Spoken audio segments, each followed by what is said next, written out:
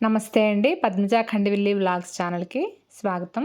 ఈ వీడియోలో నేను కాకినాడ జిల్లాలో ఉన్న ఎంతో ప్రసిద్ధమైన తలుపులమ్మ తల్లి లోవ క్షేత్రాన్ని మీకు చూపిందామని అనుకుంటున్నానండి. ఈ క్షేత్రం కాకినాడ జిల్లా తుని మండలంలో ఉంటుంది. తునికి ఒక 8 కిలోమీటర్ల దూరంలో, అలాగే అన్నవరానికి ఒక 20 కిలోమీటర్ల దూరంలో ఉన్న ఎంతో ప్రసిద్ధి చెందిన క్షేత్రం అండి ఇది. ఉమ్మడి తూర్పుగోదావరి జిల్లాలో ఈ ఆలయం గురించి తెలియని వాళ్ళు ఎవ్వరూ ఉండరు. అమ్మవారు తలుపులమ్మ తల్లిగా ఆవిర్భవించిన క్షేత్రమే ఈ లోవన్నమాట. ఒకప్పుడు దట్టమైన అరణ్యంగా చెప్పబడే ప్రాంతంలో ఎటు చూసినా కొండలు దర్శనమిస్తూ ఉంటాయి. ఆ కొండలలో ఒక దాని ధారకొండ అని, మరొక దానిని తేకకొండ అని పిలుస్తూ ఉంటారు. ఆ రెండు కొండల మధ్యనే తలుపులమ్మ అమ్మవారు మనకి దర్శనమిస్తూ ఉంటారు. జగన్మాత లలితాంబికాదేవి మరో అవతారంగా ఈ లోవ గ్రామంలో తలుపులమ్మ అమ్మవారిగా భక్తులతో పూజలు అందుకుంటూ ఉంటారు. భక్తులు తలచిన తలుపులు తీర్చే అమ్మ కాబట్టి ఆమెను భక్తులు తలుపులమ్మగా పూజిస్తున్నారు. అమ్మవారిని దర్శనం చేసుకుని మొక్కుబళ్ళు చెల్లించుకుంటే కోరిన కోరికలు తీరుతాయని భక్తులు చాలా ప్రగాఢంగా నమ్ముతూ ఉంటారు. భక్తితో పాటు ఈ లోవ యొక్క అందాలను చూడడానికి కూడా చాలామంది పర్యాటకులు ఇక్కడికి వస్తూ ఉంటారు. చుట్టూ కొండలు, పచ్చని అందాల నడుమ ఈ ఆలయం కొలువుతీరు ఉంటుంది. ఇక స్థల పురాణ విషయానికి వస్తే కృతయుగంలో అగస్త్య మహర్షి ఈ అమ్మవారిని ఇక్కడ పూజించినట్లుగా చరిత్ర చెప్తోంది. మేరు పర్వతం తన స్వరూపాన్ని పెంచుకుంటూ పోతున్న క్రమంలో అగస్త్య మహర్షి దాన్ని ఆపేందుకు దక్షిణ భారతదేశ యాత్ర చేపట్టారనమాట. ఆ క్రమంలోనే ఒక అమావాస్య రోజున ఈ అడవి గుండా ప్రయాణిస్తూ సూర్యాస్తమయం వేళ సంధ్యావందనం కోసమని ఆయన ఇక్కడ ఆగుతారనమాట. సంధ్యావందనం చేసుకోవడానికి నీటి కోసం ఎంత వెతికినా అక్కడ ఒక చుక్క నీరు కూడా ఆయనకి కనిపించలేదనమాట. అప్పుడు వెంటనే ఆ మహర్షి పాతాళగంగను ప్రార్థించగా పర్వత శిఖరాలపై నుండి నీరు పెళ్ళిబికి వచ్చి ఆ లోయ గుండా ప్రవహించింది. అప్పుడు ఆయన సంధ్యావందనాన్ని ముగించుకుని ఆ రాత్రికి అక్కడే బస చేశారు. మరుసటి రోజు ఉదయం ఓ చెట్టు వద్ద ఉన్న ఒక బండరాయిపై విశ్రమించిన అగస్త్యుడు పైకి చూడగా ఆయనకి ఒక తీగ కనిపిస్తుందన్నమాట. దానిని తాకటంతో ఆ చెట్టు మీద నుంచి ఒక మధురమైన ఫలాలు కింద పడతాయి. వాటిని ఆయన ఆరగించిన తర్వాత కొండలోయలో నుంచి ఒక పెద్ద కాంతి ఆయనకి దర్శనమిచ్చింది. అప్పుడు ఆ కొండలోయ నుండి జగజ్జనని లలితాంబికాదేవి ప్రత్యక్షమైందట. ఆదిశక్తికి అగస్త్యుడు పూజలు నిర్వహించి ప్రార్థించాడని పురాణ కథ చెప్తూ ఉంటుంది. మానవులకు ఆయుర ఆరోగ్యాలు అష్టైశ్వర్యాలను ప్రసాదించే అమ్మగా ఈ అటవీ ప్రాంతంలో ఉండాలని ఆయన జగన్మాతను కోరారనమాట. అప్పుడు ఆయనకి అలాగే అని వరమిచ్చి ఆ జగన్మాత అదృశ్యమైందనమాట. ఆనాటి నుండి ఆ ప్రాంత భక్తులు ఈ అమ్మవారిని పూజించడం ప్రారంభించారు. మనసులో కోరుకునే తలుపులను తీర్చే అమ్మగా ఆమెను తలంపులమ్మ అనే పేరుతో పూజించడం మొదలుపెట్టారు. క్రమానుగతంగా ఆ పేరు తలుపులమ్మగా, లోయలో పుట్టిన అమ్మవారు కాబట్టి లోవగా మారింది. ఇప్పుడు తలుపులమ్మ లోవగా ప్రసిద్ధి చెందిందనమాట. చుట్టుపక్కల జిల్లాలలో ఎక్కడైనా సరే ఎవరైనా కొత్త వాహనాన్ని కొనుగోలు చేస్తే వాటిని ముందుగా ఈ అమ్మవారి ఆలయాన్ని తీసుకువచ్చి ప్రత్యేక పూజలు నిర్వహించిన తర్వాతే వాటిని వాడడం కూడా చాలా ఆనవాయితీగా వస్తుంది. కొత్త వాహనం కొన్నారంటే ఖచ్చితంగా తలుపులమ్మ లోవతల్లి దర్శనానికి వెళ్ళి తీరుతారనమాట. అంత ప్రత్యేకత అండి ఈ ఆలయానికి. అంతేకాకుండా వాళ్ళ వాహనాల యొక్క నెంబర్ కూడా అక్కడ కొండపైన రాతిపైన కూడా పెయింటింగ్స్గా వేసుకుంటూ ఉంటారు. అలాగే కొంతమంది ఒక 3 రోజులు ఈ నెంబర్ ప్లేట్స్ కూడా ఆ గుడి దగ్గరే వదిలేసి మళ్ళీ వెళ్ళి తెచ్చుకుని వాహనానికి పెట్టుకుంటూ ఉంటారు. అంత ఎక్కువగా నమ్ముతూ ఉంటారండి. అలా చేస్తే కనుక వాళ్ళ యొక్క వాహనాలు ఎలాంటి ప్రమాదాలకి గురవ్వకుండా సురక్షితంగా ప్రయాణం జరుగుతుందని భక్తులు చాలా ప్రగాఢంగా నమ్ముతూ ఉంటారు. ఈ క్షేత్రంలో ప్రతి సంవత్సరం ఒక 15 రోజుల పాటు గంధ అమావాస్య జాతర అని చాలా ఘనంగా జాతర నిర్వహిస్తూ ఉంటారు. చైత్ర బహుళ విధి నుంచి చైత్ర బహుళ అమావాస్య వరకు కూడా ఆ జాతర జరుగుతూ ఉంటుంది. అమ్మవారు పుట్టిన క్షేత్రమైన లోవకొత్తూరు గ్రామంలో ఈ జాతర చాలా ఘనంగా నిర్వహిస్తూ ఉంటారు. అలాగే ఆషాఢ మాసోత్సవాలు కూడా చాలా వైభవంగా ఇక్కడ చేస్తూ ఉంటారు. ఆషాఢ శుద్ధ పాడ్యం నుంచి ఆషాఢ బహుళ అమావాస్య వరకు కూడా భక్తులు చాలా భారీ ఎత్తున ఈ అమ్మవారి దర్శనానికి వస్తూ ఉంటారనమాట. దేవీ నవరాత్రులు కూడా చాలా వైభవంగా ఇక్కడ జరుగుతూ ఉంటాయి. కార్తీక మాసంలో కూడా చాలా విశేషమైన పూజలు ఉంటాయి. మహాశివరాత్రి రోజున కూడా కళ్యాణం నిర్వహిస్తూ ఉంటారు.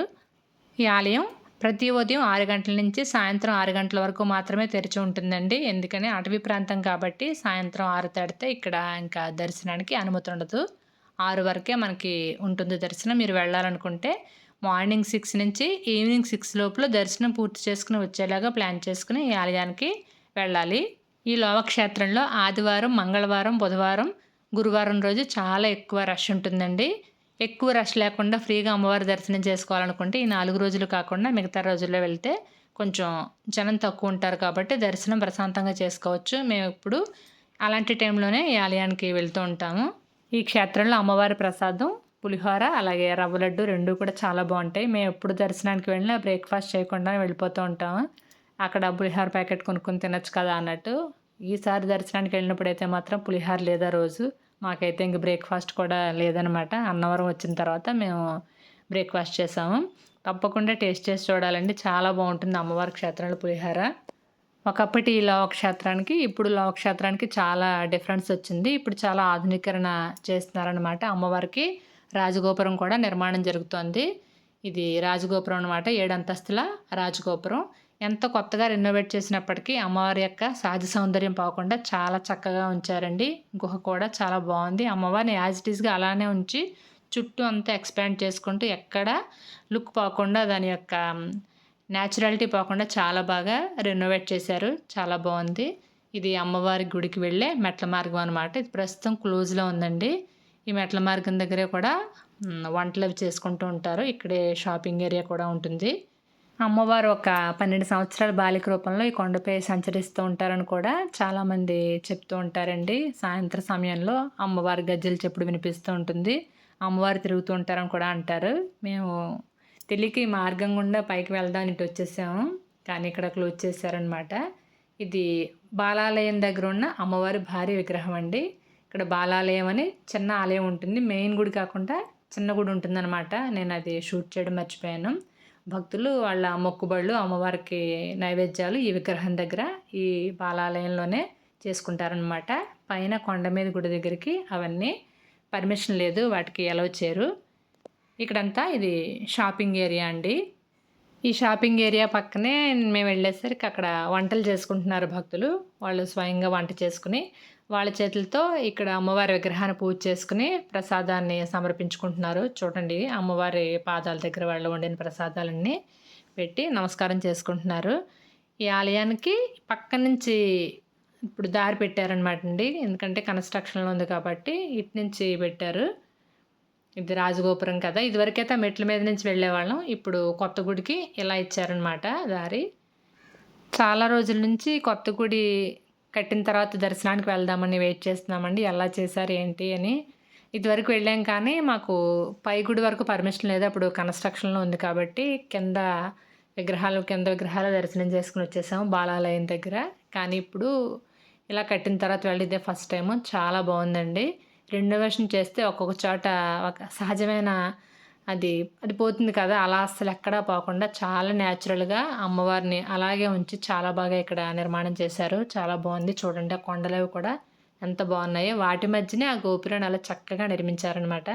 అంత బాగుంది. మా ఏరియాలో ఈ తలుపులం లోవా అమ్మవారు చాలా ఫేమస్ అండి.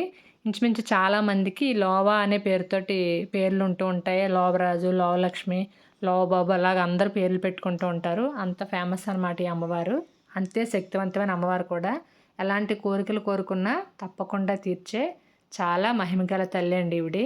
ఇది ఆలయం లోపల ప్రదేశం అనమాట. ప్రసాదం కౌంటరు, అలాగే మనం అమ్మవారికి మొక్కుబడి చీరలు అవి కొనే ప్లేసు అన్నీ కూడా ఇక్కడే ఉంటాయి.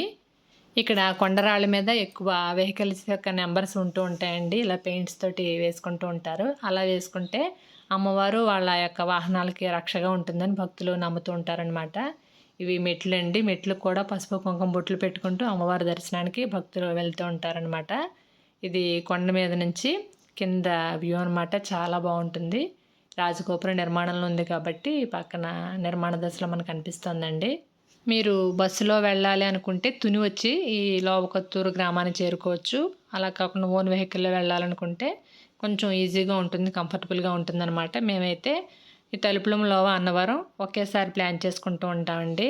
అలా అయితే 2 క్షేత్రాలు ఒకేసారి కవర్ చేసినట్టు అవుతుంది కదా అని. ఈ పాకలు అవి చూశారు కదా, ఇవన్నీ అక్కడ స్టే చేస్తూ ఉంటారు. ఎక్కువ క్రౌడ్ ఉన్నప్పుడు ఇవన్నీ ఫుల్ అయిపోయి ఉంటాయి. ఇప్పుడు అంత క్రౌడ్ లేదు కాబట్టి మనకి ఖాళీగా కనిపిస్తున్నాయి అంతే.